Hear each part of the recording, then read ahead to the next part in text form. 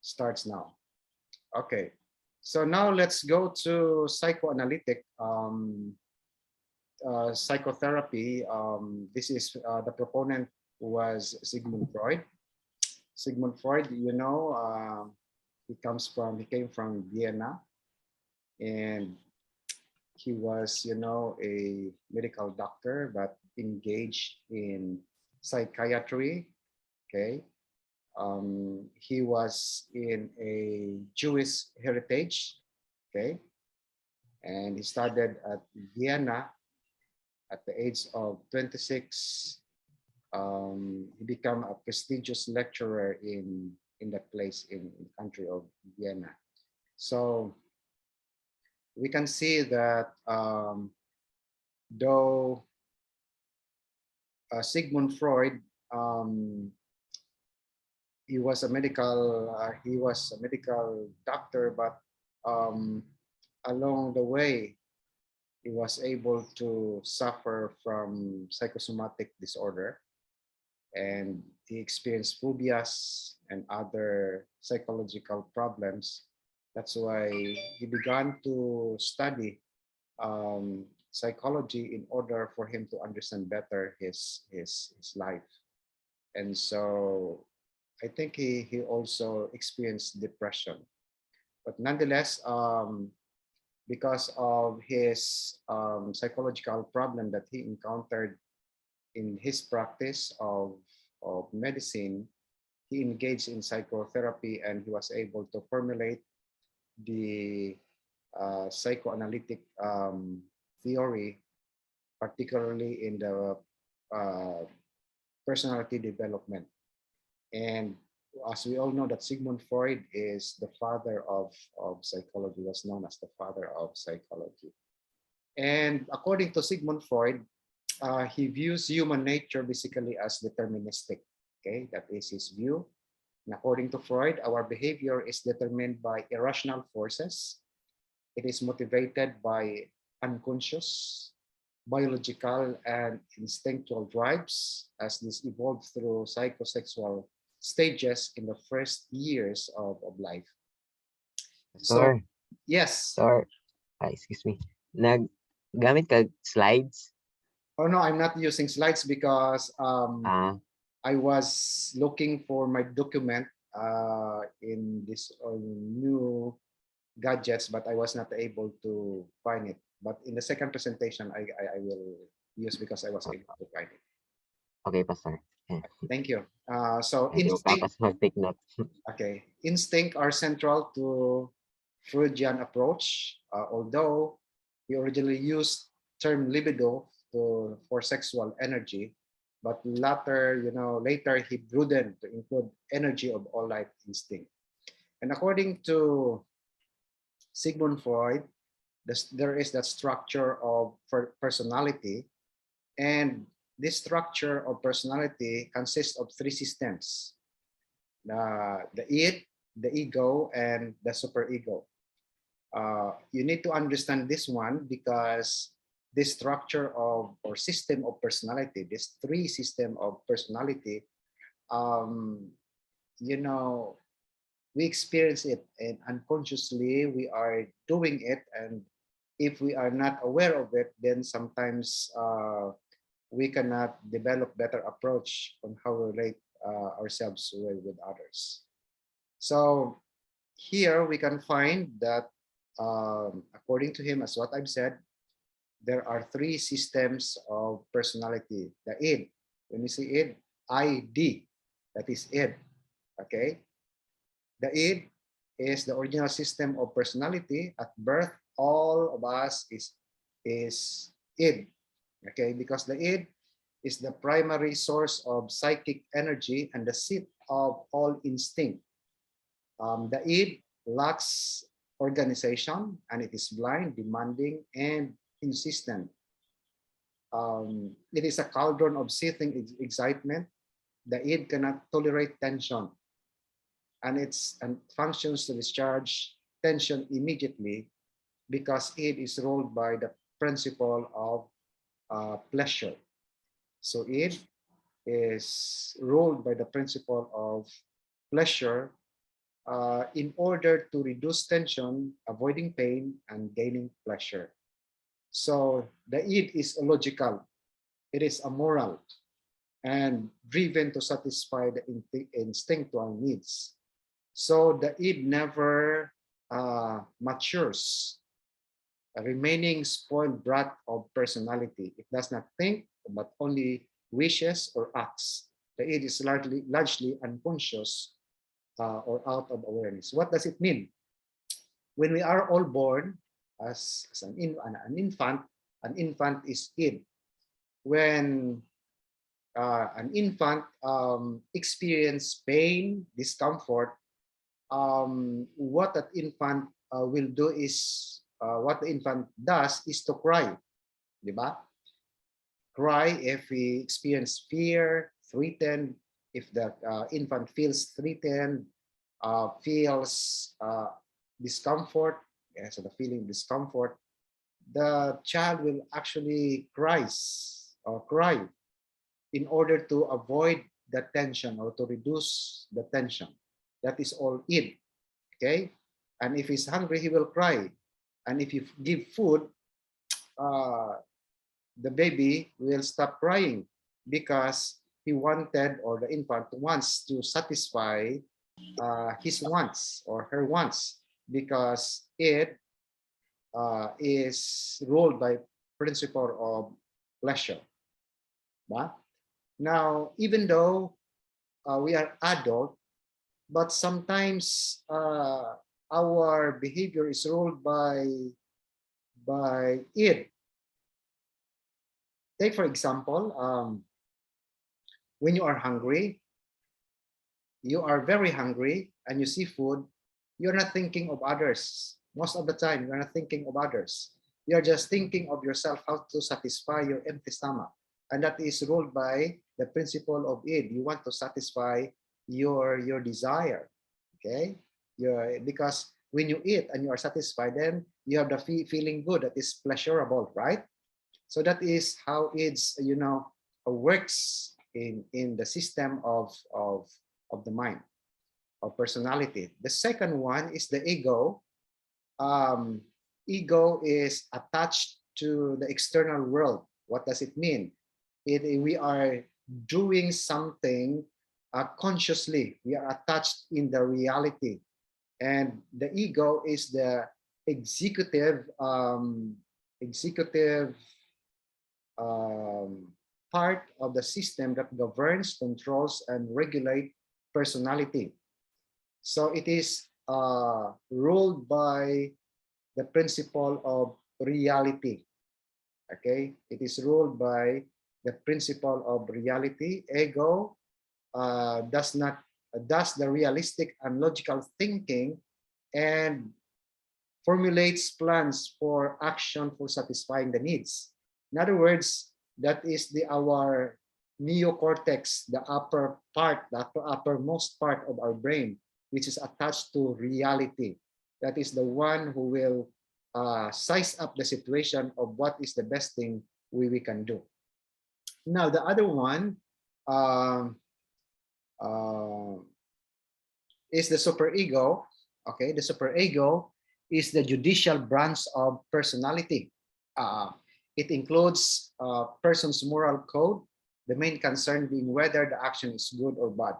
In other words, the superego is the judicial branch of personality where all our values since childhood is deposited. It represents the ideal rather than the real, and strive not for pleasure but for perfection. And a superego is somewhat related to our conscience. Okay, somewhat related to our conscience, because in our conscience this is where we can find whether we are feeling guilty or not. Okay, superego represents the traditional values and ideals of society as they are handed down from parents to children. It functions to inhibit the id impulsive, to persuade the ego to substitute moralistic goals for realistic ones, and to strive for perfection. In other words, it is true that when Ellen White says that the battle between good and evil, where it happens in the mind. So how this system of personality works? Say, for example, a person went to a doctor, a person see his doctor, and when he sees his doctor, he was diagnosed that he has um, arthritis. And the doctor told him to take this medicine and to avoid these kinds of foods, right? So the doctor made a list of uh, foods that are not good for him because he's suffering from arthritis. And when he comes home, okay, that patient went home, and when he comes home, you know, there was a party because there is a birthday in the home. And so when he entered the house and proceeded to the kitchen, he was able to find on the table uh, his favorite foods. And one of his favorite food is lechon manok, right? It's on the table with all the spaghetti, with all the salad, and delicious food. But not all delicious food are nutritious food. So it's on the table. And now his attention, uh, his attention was directed to the lechon manok. It's 45 days, and he was told not to eat because if he eats, then it will be a triggering factor that he will suffer from allergic or arthritis. And now in his mind, there is that struggle whether to eat or not to eat. The id says, you eat because when you eat, when you are satisfied, you will be happy and you can sleep well. And then the superego will say, do not eat because the doctor says if you eat, you will suffer from arthritis. You will have that knee pain again. And the ego, who is attached to the external world, what I'm going to do? I am going to listen to the id or follow the command, suggestion of the superego. So there is that, war between war in your mind, and who will be the who will win the battle. So there is that ongoing struggle. And so the more that person looks at the lechon manok, there is a tendency that the person will follow the id. All right. And so when he keeps on looking on that lechon manok, he was tempted to eat um, a leg of that of that lechon manok.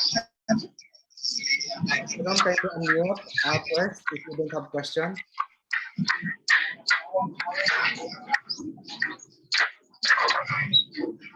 No? Okay. Now, in that story, we can find that he eats, one leg, but it tasted so delicious, and so he continued to eat. And after all, half of that lechon manok was able to finish. And then after he eats it, he feels satisfied. And then he looked at on the table that there is a Coke. And so he took the glass and drink one cup or one glass of Coke, and he burped. He said, oh, wow, it's a good feeling. And then the id says, oh, see, you are full and you are satisfied. You feel good, and you are now feel sleepy. So does it feel bad? No, it feels good. That's how it, tell that person. And then the superego says, since you are not listening to me, be careful that tomorrow morning you might be suffering from what? From knee pain again. In other words, the ego was, overruled by the id. And so when the morning comes, because that night he sleeps, and when the morning comes, he started to feel some pain. some pain. And so when he started to feel pain, then the superego will inflict what we call guilt feeling. The ego says, since you are not listening to me, you are not listening to the advice of the doctor, see what happened. You are now suffering from pain. All right. So the ego now inflict that guilty feeling because the ego or the superego inflict, guilt feeling because the ego is weak because it was overruled by the id. Now, because of that guilty feeling, there is a tendency that a person might not accept the reality of the wrongdoing that he did, but he will opt to ease the tension. He will do what we call defense mechanism. And one of the defense mechanism is rationalization. And how does the person make some real rationalization and what we call that projection and other sublimation defense mechanism when there is that guilty feeling. But in this case, the person is doing what we call rationalization. And when we say rationalization, he will manufacture reason of his action just to ease the tension. And what he will do, well, I am suffering from pain because I ate last night lechon manok, but the doctor gave medicine, so I will take this medicine to ease, to ease the pain. Or he will attribute the mistake to others. The person probably will say, well, the members of the family, they know that I have arthritis, but why they bought that lechon manok and put it on the table, and I was tempted to eat that. So there is that, a form of rationalization as way of defense mechanism in order to ease the pain. So that's how it works in our mind, this system of personality. So we can see that when a person behaves not according to the values that we were brought up, we tend to condemn that person because we measure that person's way of life or behavior according to our behavior of which we are raised. So now, as you can see, you can read in the book those kinds of defense mechanism. And according to Sigmund Freud, or according to Corey, he listed some of this defense mechanism. And in the case of Stan, there is that repression. Okay, when we say repression, threatening or painful thoughts and feelings are excluded from awareness. So in the case of Stan, he is trying to, to expel his experience, or he wanted to remove that feeling of painful feeling being rejected by his parents. So he repressed that feeling. Another defense mechanism that people tend to use is denial, closing one eyes to the existence of threatening aspect of. Excuse me, Doc. Yes, go ahead. Mamangko tani ko, Doc. Ginano ni Doc, ni Sigmund Freud ang ego, super ego kag id, ano niya gin-divide niya, ano nga gin-divide niya sa 3, nga gi-categorize niya sa 3? Okay, good. That's a good question. Excellent. Well, in his study, he was wondering why there is that, inconsistent of the person way of thinking. That's why he come up to an idea that there is a three system of personality that governs the person, how a person thinks and behaves. So he said this is the id, this is the superego, and the ego. And as what I've said, that the superego, it is where all the values that we learn since childhood are deposited, and it will become conscious. All right. So to explain you further, what is deposited in the superego in terms of behavior, I can explain to you this way. When you were raised, kung magpasaway ang bata, most likely you were told that you are pasaway or you will be spanked if you misbehave. Have you experienced that when you were in your childhood? And now when you are already parents, when you see your children doing misdeed, you will actually say, pasaway ka. And sometimes we spank our children. I experienced that when I was doing my externship in Binalbagan. One of the values I learned in our house, is that when I cried, I am spanked. So I was, I was with a child, I think 3 years old child, and the person, there is that evangelistic effort, major effort, and when that major effort is going on, this girl cries, and when she cries, because I don't want to disturb the ongoing program, I spank her. And after I spank her, I realized why I spanked her, that she is not even my daughter. And I feel sorry of what I did.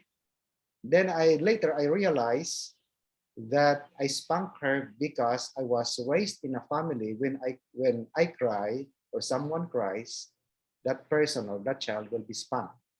So in that experience of Freud, why he suffered anxiety, why he suffered depression, he was able to come up to categorize that in our mind, in our personality, there are 3 levels or system of personality that he come up with. Id, he described this as id, he described it as superego and ego. As what I've said, id is responsible for ruled by pleasure, and superego is ruled by the principle of reality. Oh no, by ruled by principle of moral. It's more about on perfection. Okay, while ego is ruled by the principle of reality. In other words, what you have learned in your childhood, that values is deposited in your superego. So he categorized it in 3 layers or 3 systems. That is the id, ego, and superego. Okay. Further question, Lester? Dok, natanay ko yung Dok ba? Ano ni silang Dok, built-in sa aton, Dok, or acquire? Ano ning tatlo, built-in sa aton or ga-acquire, gina-acquire naton? Well, of Daw course, built-in man. Daw built-in sa iyang theory, no? This id is actually inherent. Nobody taught us that if you feel uneasy, say for example, in the id, if the child cries because he feels hungry, one of his way of communicating his hungry is to cry. That is inherent, built in. But the superego is somewhat learned unconsciously through our family dynamics of what we have observed and what we see in the family and in the environment. Okay? So kanindeng Dok, kanindeng ego kag superego, deep hindi din ni siya kay for example ang mga cannibals this time, it means nga allow ang ila super ego how daw lahi bala ila super ego damo pa man subong immoral nga mga tao daw wa na develop ilang ego kag super ego. Well, of course, talking about the cannibals, that's their practice. And they are thinking that what they are doing is right because of that element of survival. In order for them to survive, they do things to protect their community. But as Christian, eating human being is not good because you are killing that person. So it's built in, inherent, and at the same time acquired because values is taught uncaught. Okay. Thank you, Doc. Okay. I will pause for a while because I will go to the CR for a minute. Okay. So you can discuss your own, and when I come back, just tell me what are your discussion, and we will share each other stuff. Thank you. All right, let's move on. Now, in the case of Stan, we can see that there is something that bothered him. And we all know that Stan was depressed because of his early childhood experiences. And, you know, our childhood experiences can actually set the tone of our behavior later in life. Because according to Child Guidance 193, page 193, the behavior that we learn in the first 7 months or 7 years of life has something to do with our future behavior. That is very clear in the writings of Ellen White.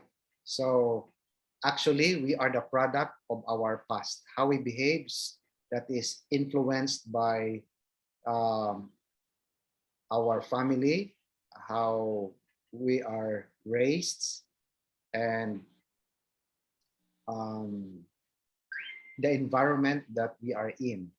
Now, in the case of Stan, we can find that since his father is not loved by his mother, and so it seems it seems to suggest that in the intake interview of Stan, Stan was, you know, become an unwanted child.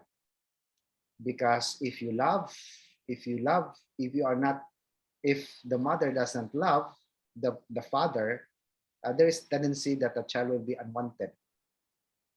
And so because of that, probably he was not properly fed.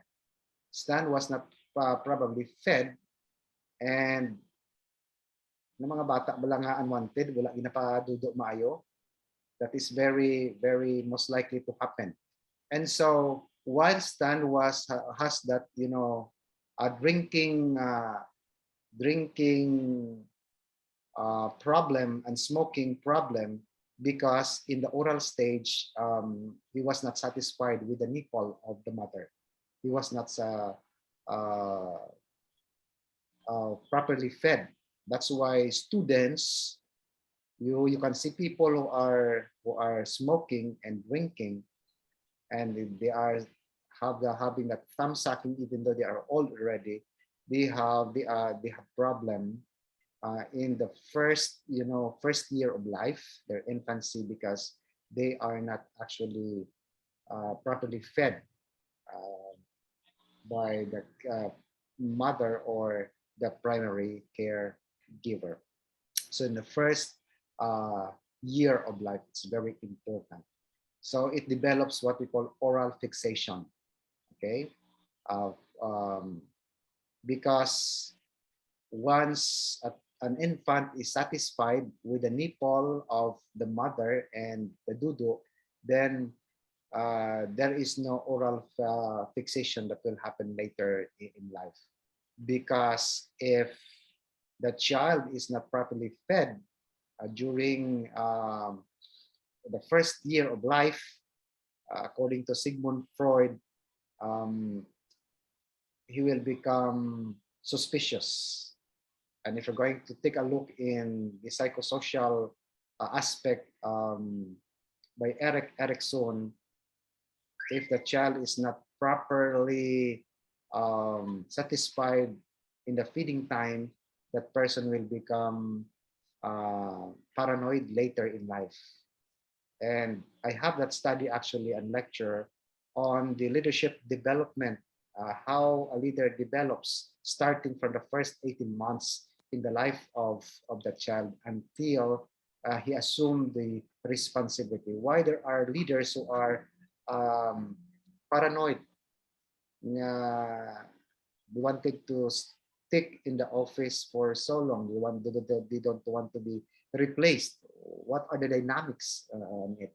So when you come, we can have that leadership training with regards on the development of a child from development of a leader from his 18 months uh, to 40. We can trace and how you can raise your children to become leaders, psychologically healthy leaders, because there are leaders who are not psychologically healthy, so they become so oppressive in their leadership.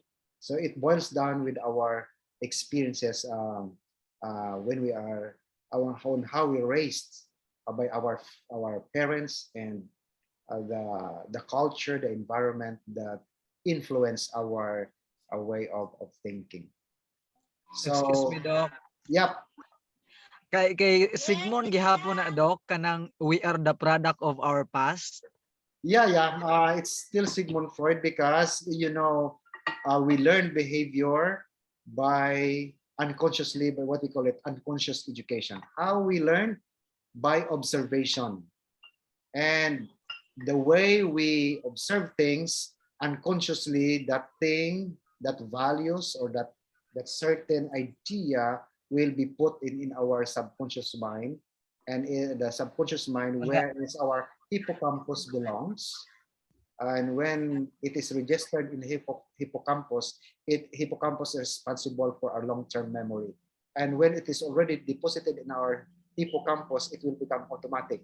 Just like, for example, when you were small, you were taught how to eat. When you are hungry, you are told to eat.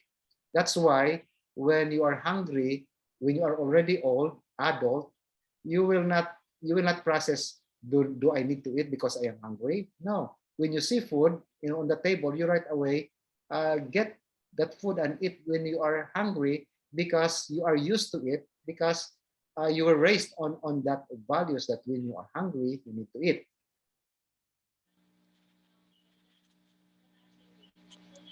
Lahi Okay. lahi iya nga ano, Doc, no? Kay ang iya kay kaatuan nga growth is driven ta sa libido, sexual drive. Uh-huh. Tapos we are product of our past. Then hambal ni Paul forgetting ibiyaan ang nasa likod can move forward towards the goal. Kagkalimtan ang past. Daw hindi kay siya biblical, Doc, no, nga psychologist. Okay. Remember that when Paul says forgetting the past but not being forgetful. Okay. Okay, I think it make sense. Forgetting the Ah, past but not being forgetful. What does it mean when Paul says forgetting the past? In a race, in a spiritual race, it talks about buried issues. Usually, I heard pastor saying, "Brother, please forgive that person and forget." Okay, forgive and forget. That my question is, can you forget a person when the person punched you and one of your tooth was extracted because of that punch? Can you forget that person in your entire life? No. So you cannot really forget that person. And what does it mean when Paul says forgetting the past? Okay, may I have your idea? Alzheimer siguro, Doc. Yeah, of course, we can forget that experience when you have Alzheimer's or you have that dementia. But if you are in a good state of mind, you cannot forget. But what Paul is trying is forgetting the past, but not being forgetful. You can remember that experience, but you don't hold grudges out of that experience. That's what Paul is trying to say. Forgetting the past, but not being forgetful. Amen. Okay, so does it make sense? And of course, some of the ideas of Sigmund Freud, I do not agree with some of his ideas. Um, but some of his ideas, I agree. So that's why you need to be very particular in adapting the theories of the proponent and scrutinize it in the line of in light of the Bible. You know, there is wisdom um, in the presentation of of Paul of Sigmund Freud, because in my analysis we can find that the ego is weak, and according to Ellen White, this ego is tantamount to the will. Okay, to the will. Ellen White mentioned that because of our weak will, we commit mistakes and sin. And in the perspective of Sigmund Freud, because of the weak ego, it will be superseded by the natural heart, which is the id. And actually, Paul is using different terms, but the same emphasis. Um, that's why we need to train our mind. According to Ellen White, we need to train our mind, that our mind will always be subdued by the word of God, because when our minds is subdued by the word of God, those values will be deposited in our superego, because superego is become automatic. And when our thoughts are, our superego is, is filled with the word of God, our action will always be will always be godly. Our decision, the basis of our action and behavior, will always be anchored on what we the values that we learn. And if our values is biblical values, then we always do right.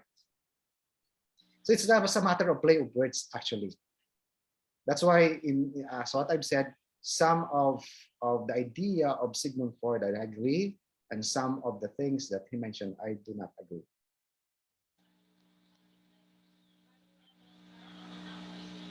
Okay? Because all our experiences, according to him, is deposited in our subconscious mind. So we talk about the defense mechanism, um, and according to the book by Gerald Corey, we have that repression, denial, reaction formation, projection.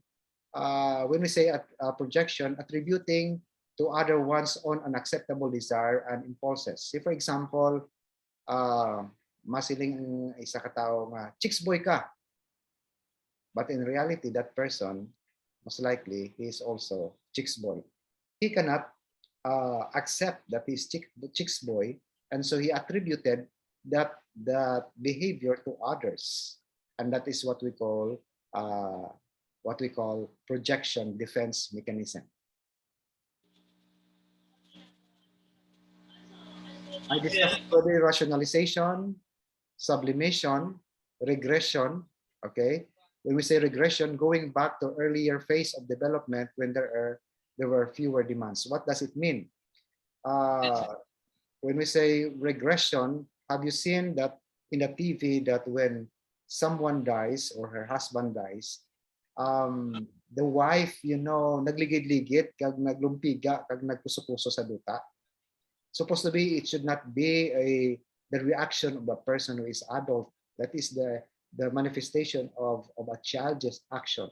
But that is what we call regression. Going back to the early stage of life of development. Yes. Is there any question?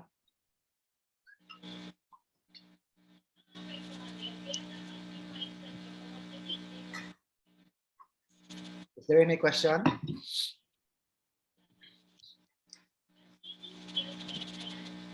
So now let's go to, we analyze already in the case of Stan that there is that oral fixation.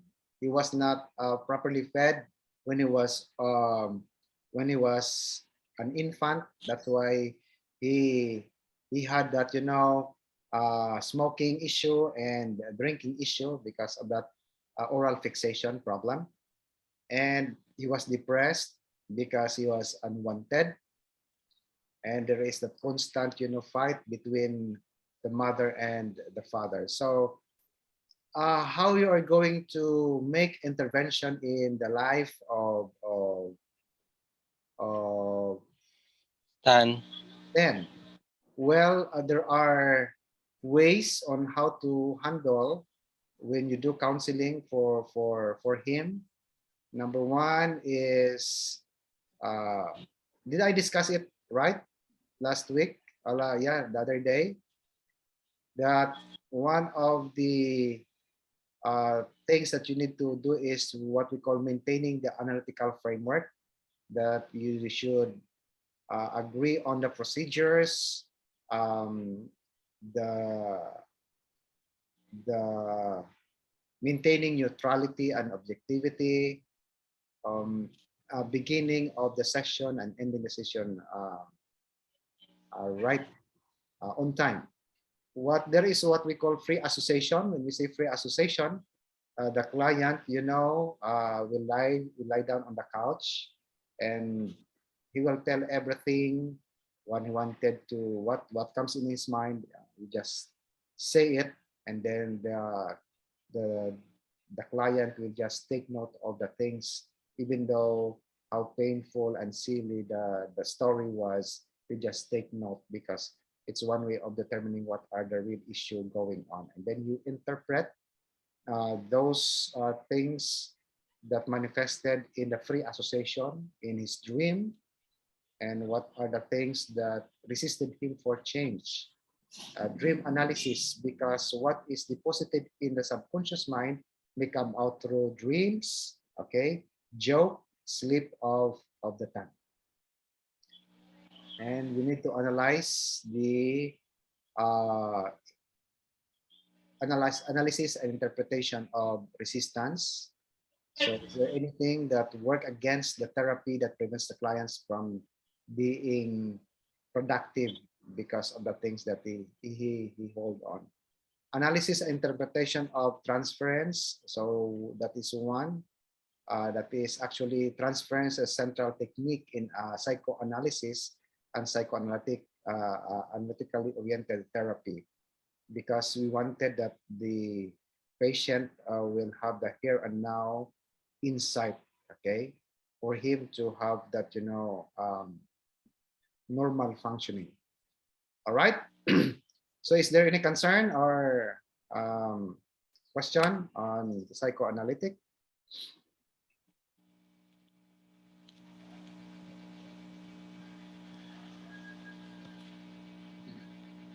There's none, then let's go to Adlerian Theory. Okay. Now I'll be sharing my screen for Adlerian Theory. Okay.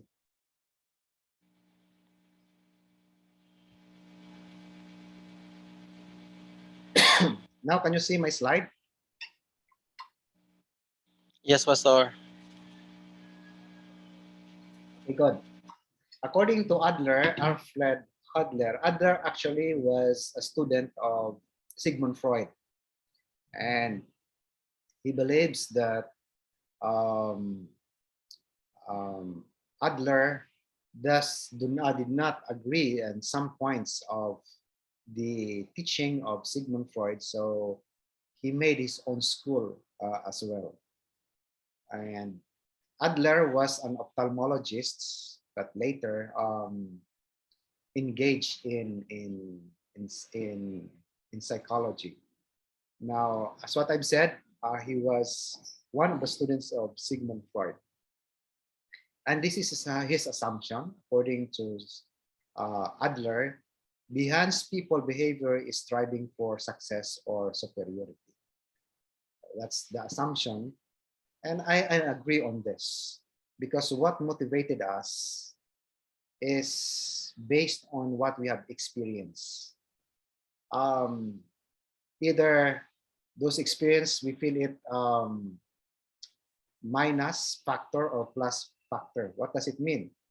When I was, I think, grade 9, while we are harvesting, kahil in our farm. While harvesting, I told my grandfather-in-law, uh, when I go to college, when I'm already in college, I will finish 2 courses and I will write a book. And my lolo said, "Oh, amuna amuna ka palatulog mo, makatapos ka 2 ka kurso, hindi ka gani guro katapos isa, mangasawa ka na." So with that experience, I interpret it differently. I told myself, I want you to see that I will finish 2 courses and I will write a book. That's my motivation. I put it in my mind. And if ever, uh, uh, unfortunately, when I was second year high school, my grandfather died. If he is alive today, then I can present to him 4 diplomas and 2 books I brought. Because, behind people behavior is a striving for success or superiority. We will discuss later on what does it mean when we say superiority. Superiority, but not superior. Take note of that. So it's different. Behind people behavior is striving for success or personality. People's subjective perception shape their behavior and personality. What is in your mind, your body will follow, and you will behave according to what is programmed in your mind. So the value of all human activity must be seen from viewpoint of social interests. And the fourth assumption, personality is unified and self-consistent. Self-consistent personality structure develops into a person's style of life. So your personality is, in line in the way, the way of your life or style of life. And style of life is molded by people's creative power. So with this, you need to remember this assumption because everyone is striving for success or superiority. All human motivations can be summarized to a single drive, striving for success or superiority. Why you are going to school? Why you are pursuing college degree? Because you want success or you want to be superior in your level of expertise. So psychologically unhealthy individuals strive for personal superiority or success, whereas psychologically healthy people seek success for all humanity. So if you are a person who is selfish and he knows something and he just, keep it for himself so that he will become an expert by not sharing his talents, that person is psychologically unhealthy. He doesn't want to share what he has. So take note, if our leaders is psychologically unhealthy leaders, what will be the future of our church? Especially if you think that person is a threat to your most desired and loved position. So what you will do? If you are a president of the conference and you see that one of your directors is a promising president, what you will do? Well, human tendency is to make an issue of that person so that he will not be in that position to replace you. And remember, friends, You know, the table that I'm sitting right now, or the chair that I'm sitting now, has magnet. If you are used to it, because attached of the privileges and attached to this uh, seat that I am sitting right now, attached to it is the power. And if you have lost of power, you don't want to be removed from the chair, because this chair symbolizes power, influence, and perks, incentives, privileges. But take note that nobody will stay in the position from the rest of their life, because leadership, you know, is a temporary assignment. In the last constituency meeting, um, it was my desire to go back uh, to Negros Occidental Conference as my sending institution when I having my Doctor of Ministry. Even though I will not be elected as the rector, but I wanted to go back in the pastoral work even as a district pastor. It's not a big deal to me. And so I expressed my intention to the conference, but the leadership, you know, is not yet ready to accept my going back there. So I was, you know, struggling because I don't want to stay in this position, because I made up my mind way back in 2016, the first day I assumed the responsibility here as BP, that I will just serve CPAC for 5 years. It's a time that I can finish my study, and I want to go back to NOC. But you know, the Lord told me, you stay, you stay for another 4 years, and for, of course, I will be stay in this office for 10 years, beginning 2016 until 2005. But I do not know after 2025 where I will be. And if the Lord wants me to be back in the district, I will gladly accept it, because He has given me a temporary assignment to be the vice president of CPAC for 10 years. And after that, I do not know where He will put me. So what you will do if you find that someone is a threat to your position? That's why it's very important for us to know the dynamics within us, so that we cannot compromise the work of the Lord in the area where we are assigned to. So striving for success, it is the process of striving to overcome one's inherent limitations. So when we are striving for superiority, it doesn't mean that we are superior. It means, class, that we are trying to overcome our minus factor by developing the inherent giftedness that God has given us, so that we will become expert and specialist in that field to bless others. Remember, friends, and according to Ephesians chapter 4, verse 11 to 12, that a spiritual gift is given to us in order to build up the body of Christ, to make our church mature. And how can we make our church mature if we will not share the talents that God has given us? So that is what it means when we say striving for success. We are, compensating our weaknesses by doing something what is in us to develop something, the talents that God has given us, to in order to improve the quality living condition of the people around us, and that our presence will always be a blessing to the people around us. According to theories of personality, page 76, people strive toward a final goal of either personal superiority or the goal of success for all mankind. In either case, the final goal is fictional and has no objective existence. So when we have the dream, that is fictional. 10 years from now, what you will be, that is fictional. You are not there yet.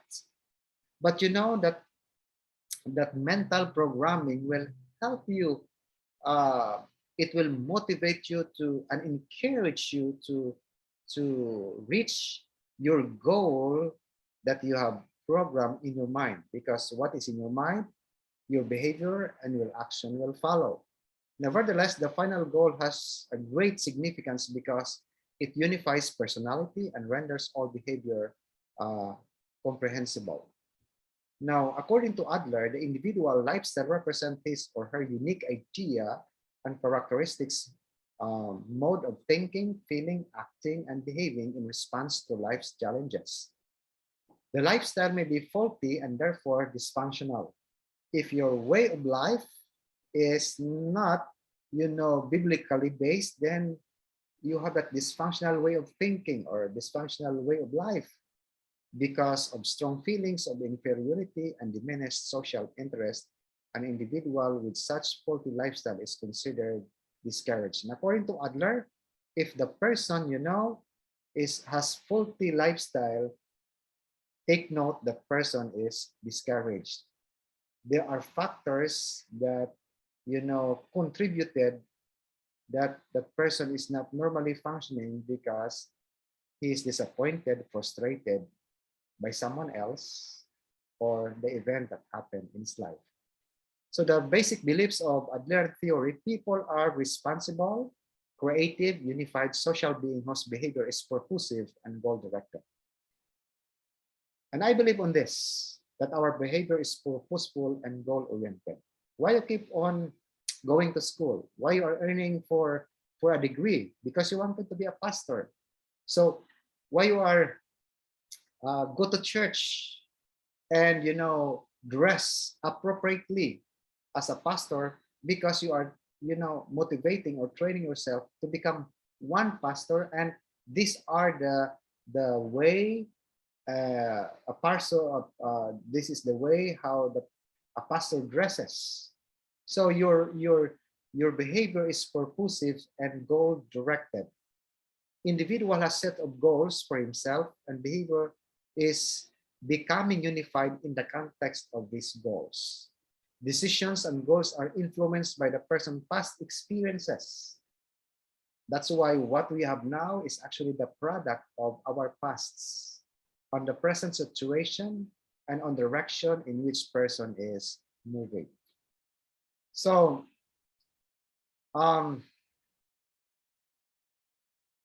there are basic beliefs.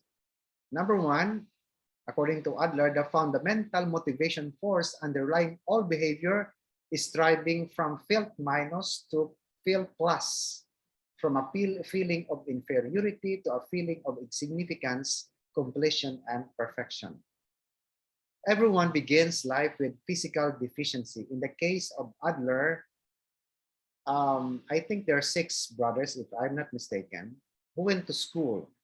All of 5, the 5 brothers of Adler were all good soccer player.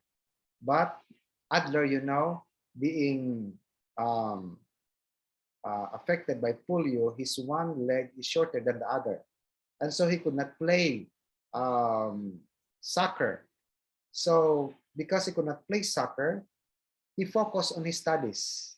And so while his brothers were excelling in school, in sports, he was excelling academically because he was able to navigate from his minus factor to plus factor. He's not good at soccer because one of his foot is short than the other, and he cannot run so fast. So he engaged in academic. He focused so much on academic, and he excelled in academic. So therefore, we can say that all of us has, feeling of inferiority. So one of my feeling of inferiority, I could not play basketball because of some reasons. Number one reason, basketball court is far from us. And when I went home after school, I have responsibility to do at home, to fetch water and to pick woods for our cooking needs. So I don't have time to play basketball. And plus of my short height. So what I did, because I'm not good in sports, in basketball, so I focus on academics. And since I need exercise, since I'm not good in basketball, so I develop my skills or my sports in biking. So that's why I was able to reach PNOC. We climb in the grassland, uh, biking, going to grassland. So I was able to arrive different places with my bike. So because I'm not good in basketball, so you know, I focus to another thing that makes me happy and for my maintenance, for my health. So psychologically unhealthy individuals strive for personal superiority, whereas psychologically healthy person seeks success for all humanity. Why you become a pastor? So that you will be respected.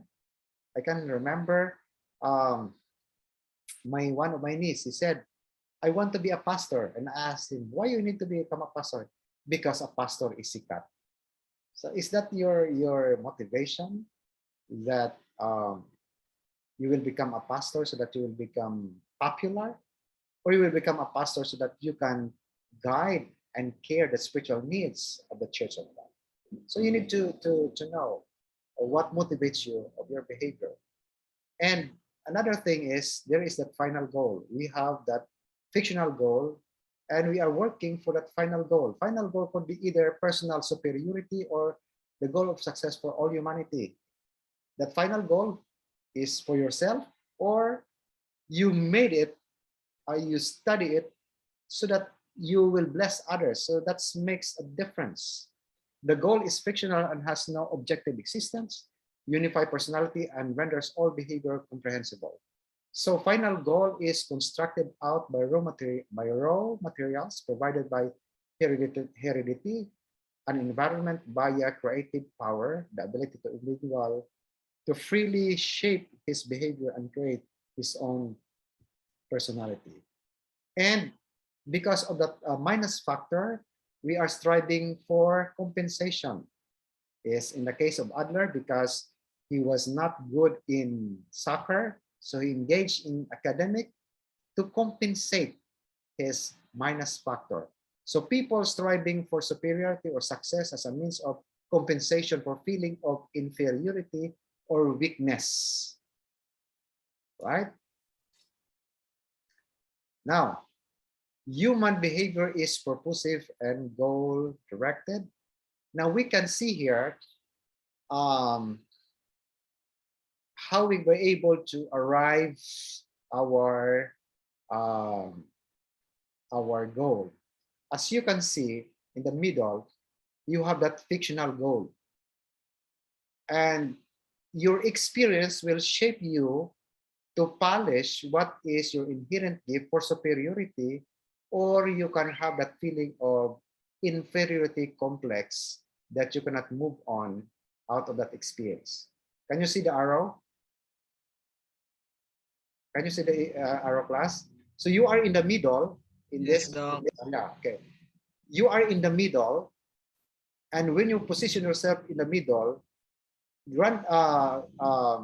citing my experience, when my lolo or grandfather told me that when you are going to school for college, you cannot finish, I can interpret that event positively, negatively, or positively. If I interpret it negatively, then I said, when I going to finish college, well, according to my lolo, I could not finish college. So I will no longer go to school, continue my studies. Anyway, I could not finish my college and I get married. So I am stuck there and I have that feeling of inferiority complex. However, I interpreted it positively and make it as a jumping board for success, a sort of motivation. I was not discouraged of what he said, but what he said, it gives me what? An encouragement that discouragement, words of discouragement, want me to, make it as a jumping board for success. So that there is that feeling of inferiority. What is that feeling of inferiority in practical ways? because of our, uh, poor financial status, we have that feeling of inferiority. When I was in college, I still mingle with others because I don't have, money, okay, because I'm a self-supporting student. So I am somewhat socially isolated because of my experience. Now, there is that organ inferiority. In the case of Adler, uh, his one foot is short than the other. Social inferiority, probably because of our financial status, we cannot buy new dress, and sometimes we just, sit at the back so that nobody can notice us. Another one is economic inferiority. But despite this feeling of inferiority, organic inferiority, in my case, I am short in height, social inferiority because I was a working student, and as a result of I work for my schooling, I have that economic inferiority. These are all feeling of inferiority, but despite of that, I develop a goal to finish my studies so that I can what? I can improve my the quality of my life. And so deep in my mind, I developed that cognitive map on how to arrive my, my goal in life in order for me to have that superiority, mastery, perfection, completion as a way of legacy, as my legacy to the next generation, so that I can develop competence and can have that self-actualization. And that incorporated the way of life, or my style of life. So that's how, Adler present his theory. And I believe on this theory because according to him, people who misbehave, students who misbehave, they are all discouraged. Why many church members backslided? Because they were discouraged. And according to Adler, he viewed human nature. He believed that the first 6 years of life contributed so much and to his approach of life. And take note, according to child guidance, as what I mentioned a while ago, in page 193, it says the lessons that the child learns during the first 7 years of life have more to do with forming his character than all it learns in future years. So past experiences, perception, and interpretation influence present behavior.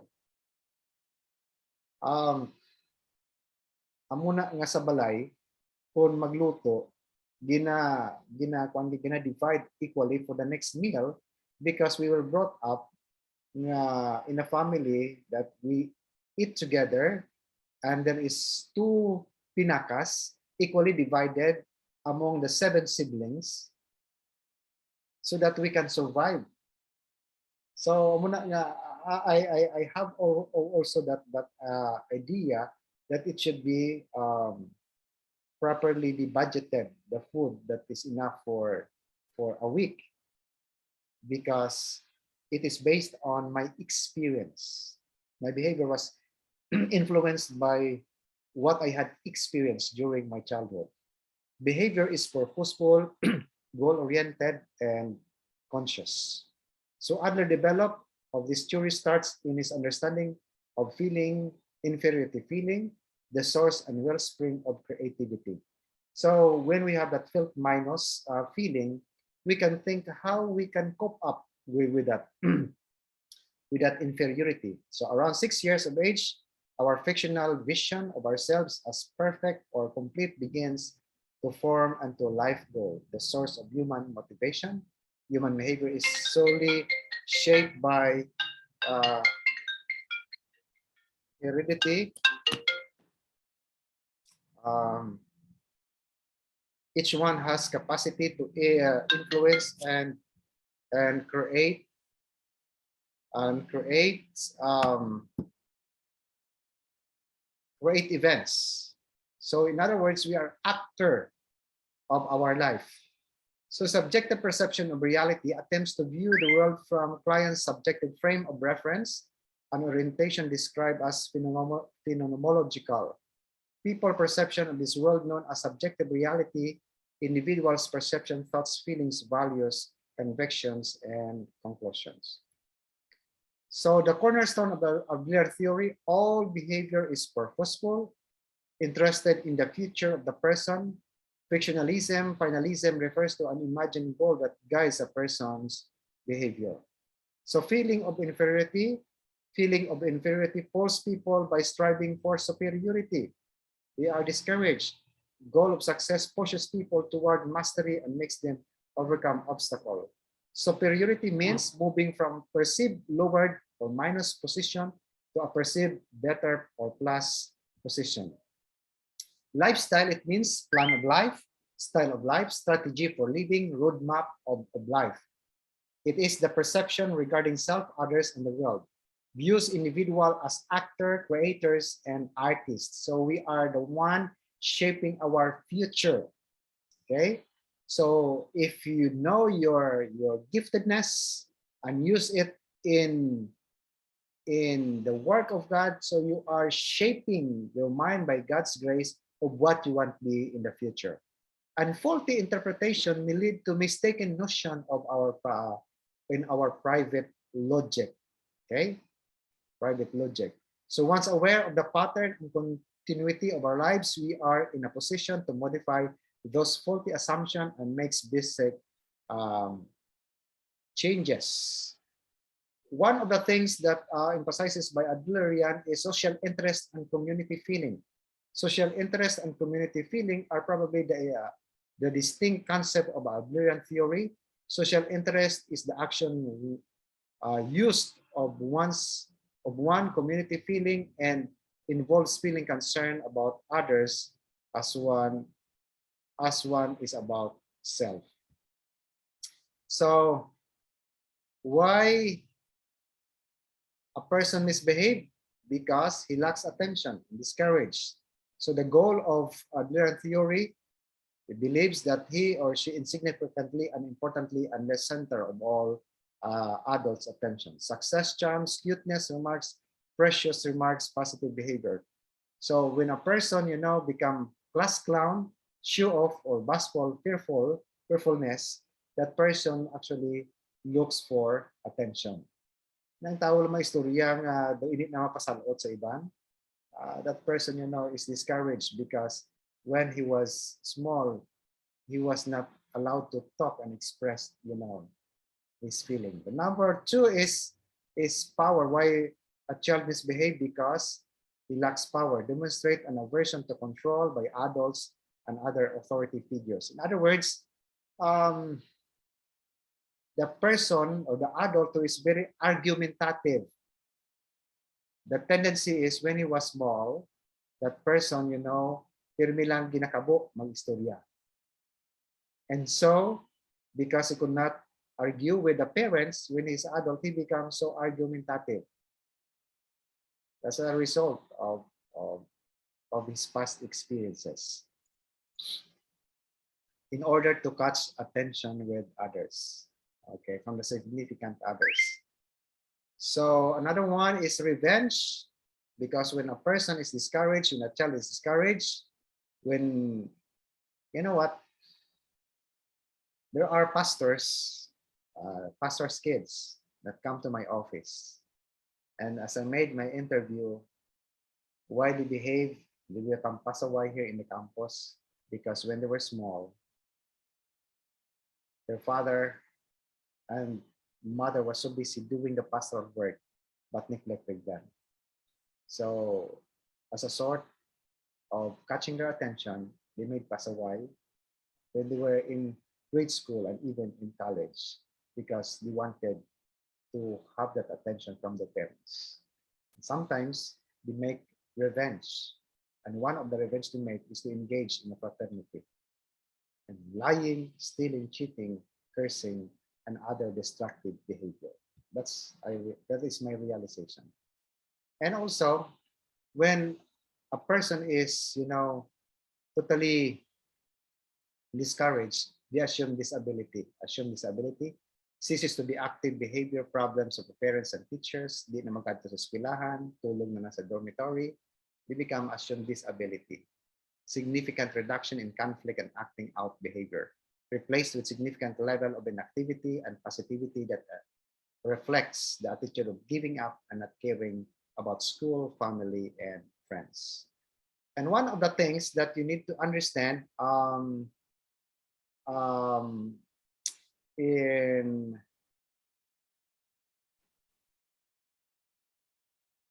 the concept of Adler is what we call the sibling position, okay, or birth order. So there are 5 psychological positions which children may view. First is deterministic to increase probability of having certain set of experience, birth order, or less important than individual interpretation of her place in the family. Because as we all know, the eldest is the center of attention.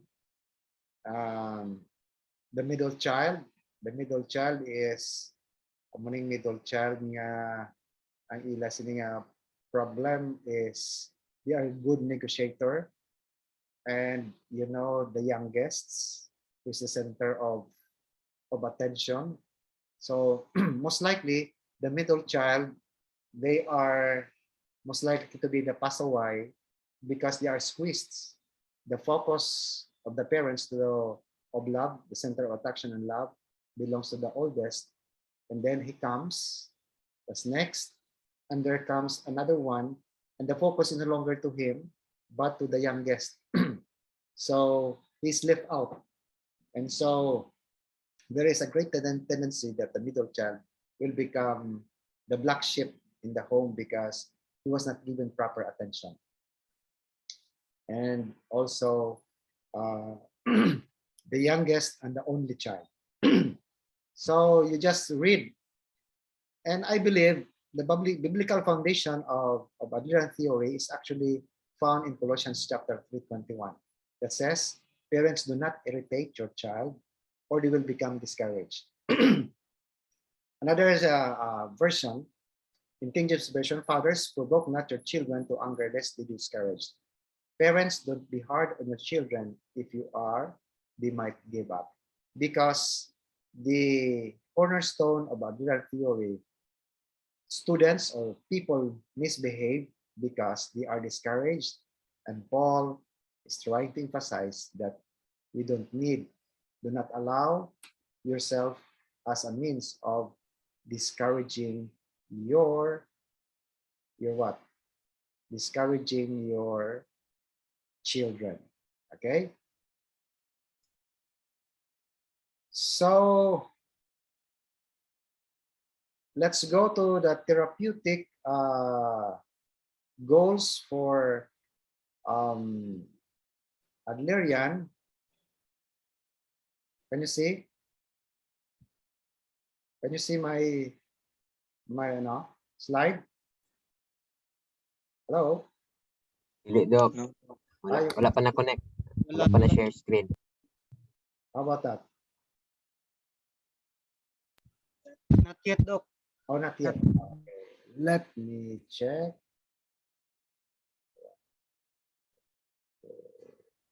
Check. Alright.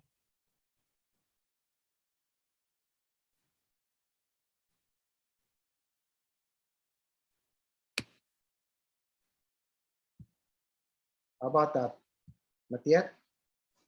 What happened? It's now Wala seen? pa gyapon. Wala pa gyapon, Doc. Okay, okay.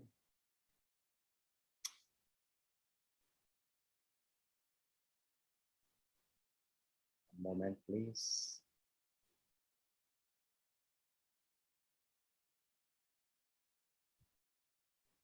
How about this one? Not yet? It's not yet? Okay. Not yet, Doc. Therapeutic goal.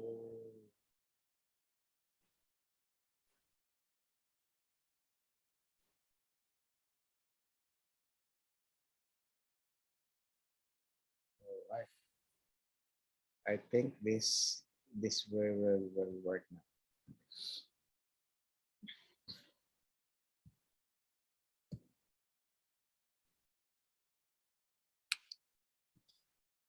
Wala pa gyapon no? Uy, hindi mag-share. You cannot see, you cannot still, it's not yet shared.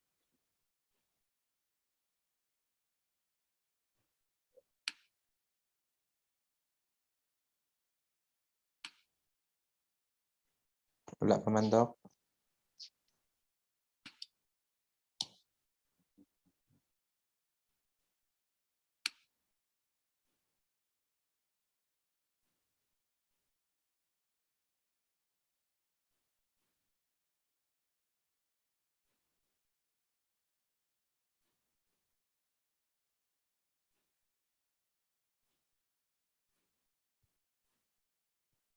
How about that? Can you see? Wala na, Doc. Okay. Ana. All right. Okay. Ana, Pastor. So we know already that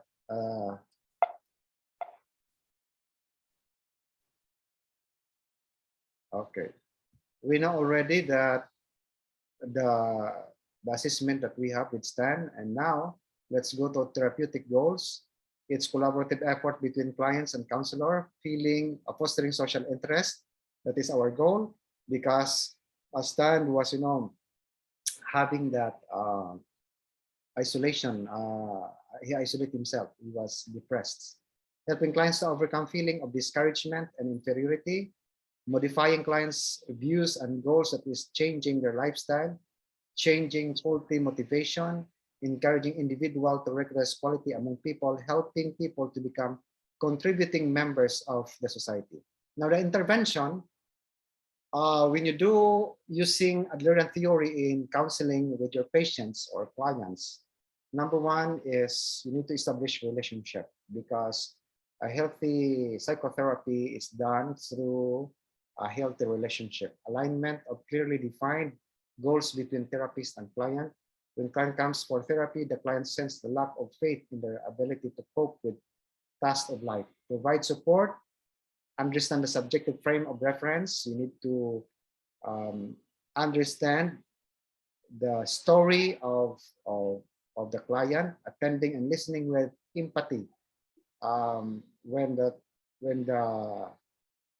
clients or the patient is telling you the story, take note of the most important, and one way of knowing the importance issues in life is the repeated terms. And you need to clarify also the things that you need to be clarified in the storytelling, especially in the intake interview. Exploring individual psychological dynamics, deeper understanding of the individual lifestyle, social. You need also to consider the social and cultural context of where the person is raised. Subjective interview, clients tell his or her story as completely as possible. Try to get the whole story for you to understand the dynamics, the emotional dynamics of that individual. And after the storytelling, you can ask the patient, is there anything else you think I should know to understand you and your concern? And there is that also observance objective interview, discover about how the problem begins, precipitating events, medical history, past and present, reason for therapy, coping with life skill and lifestyle assessment. And you should also understand the family constellation, where his position in the family, whether the oldest, middle child, the youngest, and youngest among the siblings, one and only child, and also his early recollection.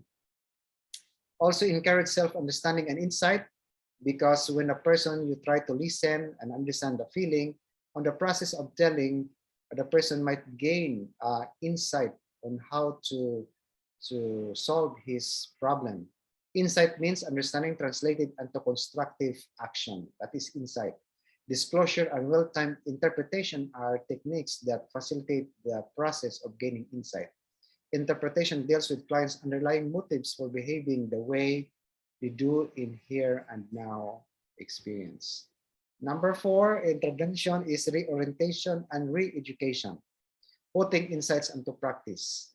This phase focuses on helping clients discover new and more functional perspective. Clients are both encouraged and challenged to develop the courage to take rest and make changes in their lifestyle. During their phase, clients can choose, adapt new style of life based on the insight gained in the earlier phases of therapy.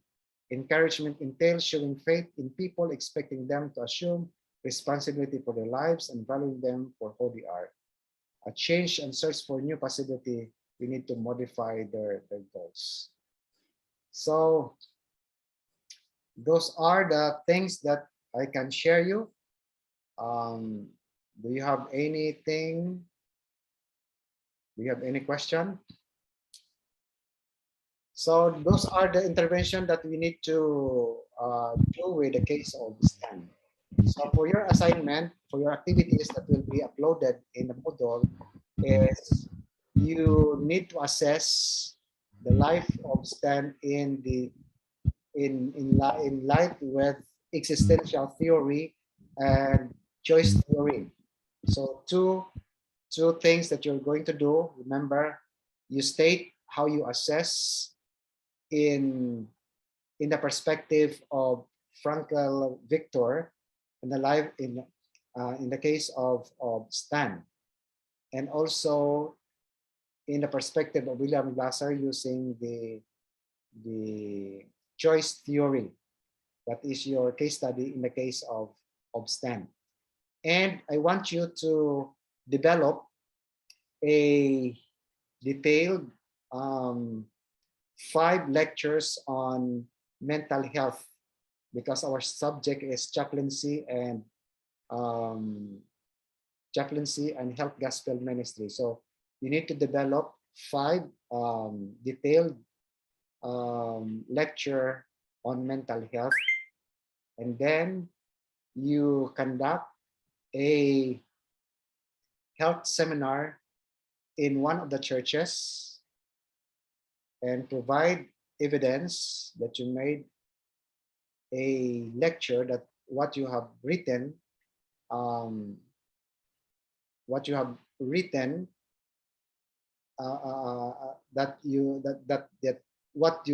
the lecture you made is implemented in that local church, and make a certification from the church elder that you did a seminar on mental health with 5 series of lectures.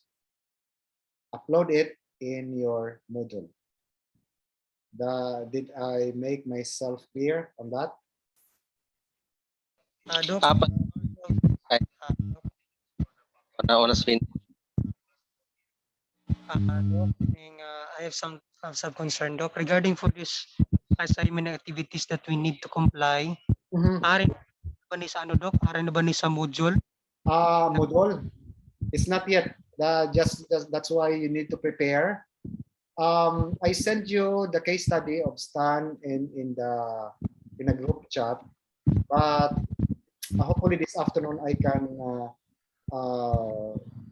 put the case of Stan in the Moodle and the activities you need to do in the Moodle, so that you will be guided accordingly. For the meantime, you just make do research on 5 topics on mental health. When it is ready, it's easy for you to upload it in Moodle, and the certification coming from the church elder, you upload it in the Moodle so that I can check it and picture that you already conducted. Next question, Doc. About the therapeutic intervention and how we counsel a person, Doc. I have something to clarify.